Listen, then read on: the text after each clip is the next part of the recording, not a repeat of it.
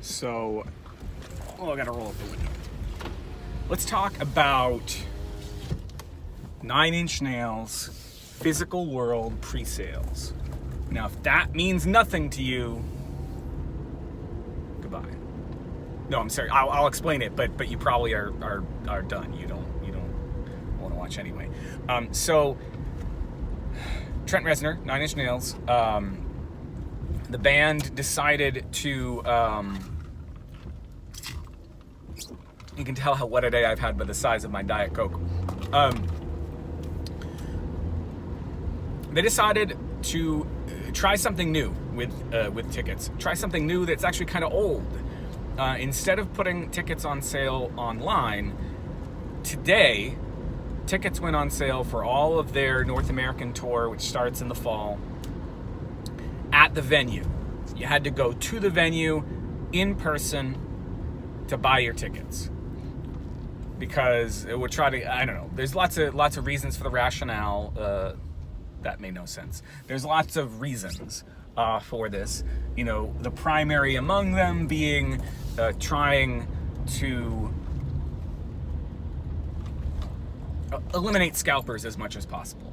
And in his note explaining all of this, Mr. Reznor explained that he wanted the process of buying tickets to suck less, although it was probably just going to suck in a different way. And it sucked in a different way. But the nice thing about it, and I can say this now as somebody who has secured a ticket after 8 hours in line. Yes, 8 hours in line at the Wang Theater in Boston, which is now the Bach Center or something. It's named after a fucking car dealership. I mean, I guess it used to be named after a computer company, but or the philanthropists who came out of that computer company, the Wang family. I don't even know if there's any relation. Anyway, so yeah, I stood in line for 8 hours, and I met a bunch of people, and that was part of what Reznor was talking about as the purpose of doing tickets this way. And I think a lot of the people who stayed offline until the very end of when they were in there had a much more positive experience than those of us who were in line for a very long time and found ourselves checking social media to pass the time instead of just immediately talking to the people around us. So for instance, the guy behind me, I'm pretty sure, there was a guy behind me and a guy in front of me. One of them was on Facebook a bunch, one of them was on Reddit a bunch. I was on Twitter a bunch.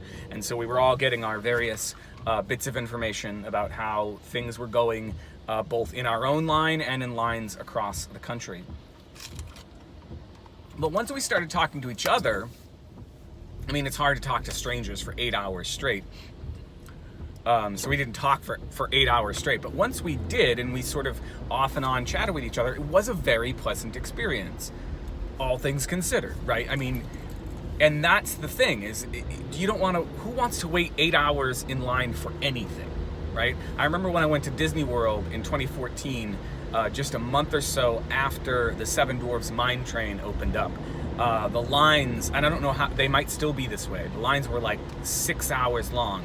We lucked out, we had gotten some fast passes, and my brother managed to get us another couple of fast passes for that ride based on the fact that he had ticket problems that first day. So they gave him anytime, anywhere fast passes that he could use.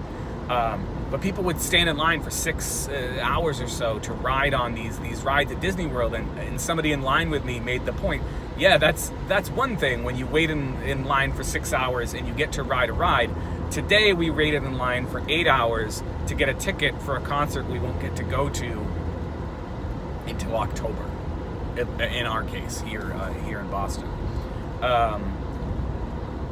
So, I mean, was it the best way to deal with tickets? Probably not. I gather from what I saw online that Pearl Jam has a better way of doing it. I gather from what I heard from other people who have gone to the last couple of NIN tours that even Nine Inch Nails has had a better way of doing it in the past, putting names directly on the tickets so they're not transferable and all sorts of stuff like that. I don't know, for whatever reason, they decided to do it this way this time. So why did I wait in line 8 hours? Well, I missed the last few tours, and the last time I saw Nine Inch Nails was on their Wave Goodbye tour. Actually, it might have even been technically the tour right before that.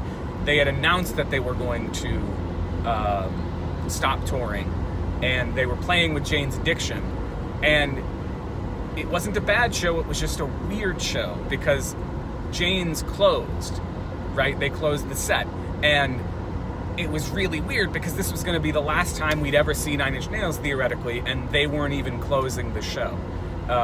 And so that was the last time I saw them. I got into a minor car accident on the ride home because I was old and tired. I'd been up a really long time. And I stopped going to concerts altogether for a while. I did see Trent's band How to Destroy Angels a few years ago with my friend Lissa.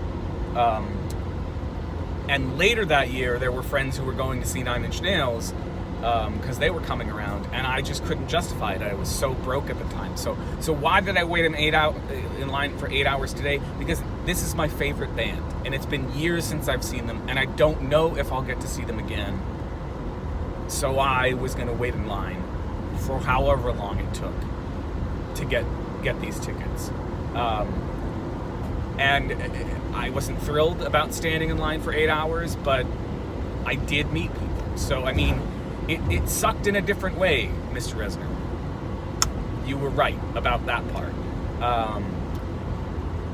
But it was a cool way of... I just don't know how to explain it, right? There are people who got fucked over way worse than I was. I was number 474. I mean, the elephant in the room, the elephant in Beantown and all over the other places, nobody was supposed to line up till 8 a.m. and then the tickets were going to go on sale at 10 a.m. Well, when I got there at 7:45, I was the 474th person in line.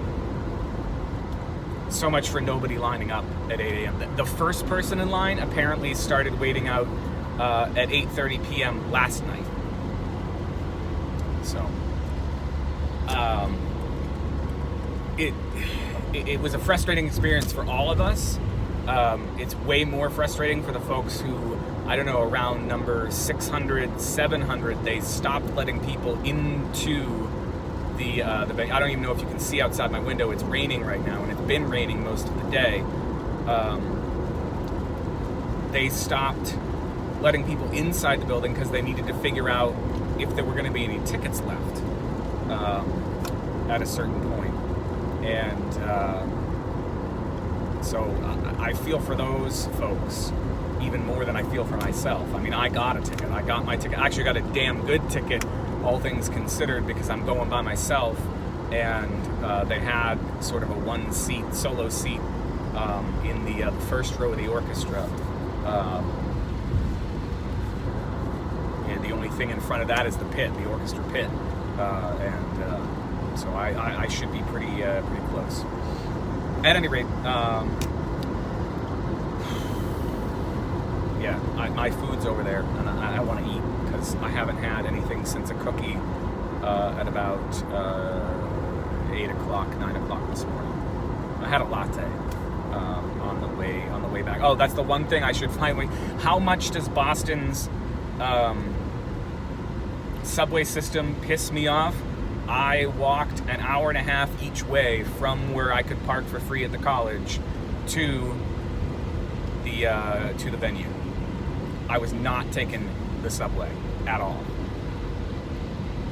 I hate the T. There are other people who don't mind it. It's just so, just terrible. And I'm not against public transportation on the whole. If I could take public transportation and save gas and save the environment and all of that and still maintain a regular, relatively decent schedule, I would. But I have to drive a long way to get to the city where I work, and then once I get there, I would rather walk. Okay, this video's gone on long enough. I got some BK over there that's waiting to be eaten. Bye. If you checked out this video because you were in line for tickets either in Boston or somewhere else, I hope you got seats. And if you didn't, I'm really I can't look at the camera right out of drive. I'm really sorry. But I hope you got seats. And if you didn't, I hope that Mr. Resner and the whole operation figures out some way to make it right for you folks who waited and didn't get anything. Okay, I'm gonna eat.